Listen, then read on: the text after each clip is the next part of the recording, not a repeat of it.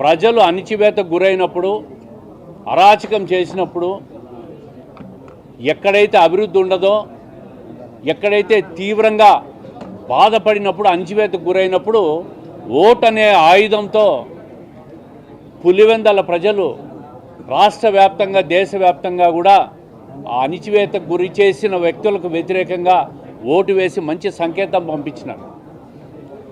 చంద్రబాబు నాయుడు గారు కూటమి పార్టీల సహకారంతో 14 నెలల కాలంలో ఇచ్చిన సుపరిపాలనకు ఈ విజయం ఒక పెద్ద నిదర్శనం అని చెప్తా ఉండా.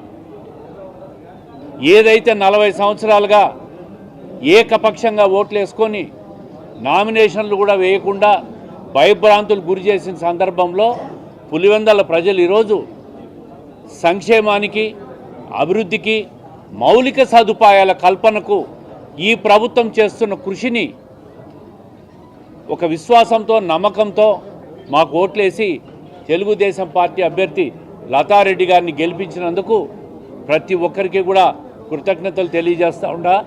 అదేవిధంగా జగన్మోహన్ రెడ్డి గారు మాట్లాడుతున్నారు,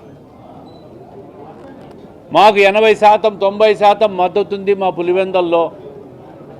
రాష్ట్రంలో అధికారాన్ని దుర్వినియోగం చేసి పోలీసులను అడ్డం పెట్టుకొని గెలిచారు, రిగ్గింగులు చేసుకున్నారని చెప్పి తెలుగుదేశం పార్టీ మీద మాట్లాడుతున్నారు.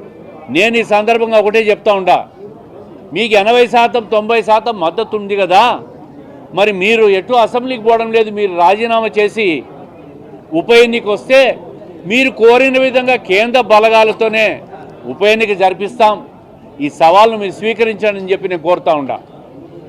అంతే తప్ప ఓటమికి సాకులు ఎత్తుక్కుంటూ ఎన్నికలను బాయ్కాట్, కౌంటింగ్ బాయ్కాట్, లాస్ట్కు పాలిటిక్స్ నుంచి మీరు బాయ్కాట్ చేస్తే ఈ రాష్ట్రం సుభిక్షంగా ఉంటుందని చెప్పి జగన్మోహన్ రెడ్డి గారి హితవు చెప్తా ఉండా. ఏది ఏమైనా లతారెడ్డి గారికి ఈ గెలుపు శుభాకాంక్షలు తెలియజేసుకుంటూ, ఈ గెలుపుకు సహకరించిన తెలుగుదేశం పార్టీ ప్రతి కార్యకర్తలకు జిల్లా వ్యాప్తంగా అందరూ కూడా ప్రచారంలో పాల్గొన్నారు. కూటమి పార్టీలైన జనసేన కానీ, బీజేపీ కానీ ప్రతి ఒక్కరికి కూడా తెలుగుదేశం పార్టీ తరఫున శుభాకాంక్షలు తెలియజేసుకుంటున్నాం. ధన్యవాదాలు తెలియజేస్తున్నాం.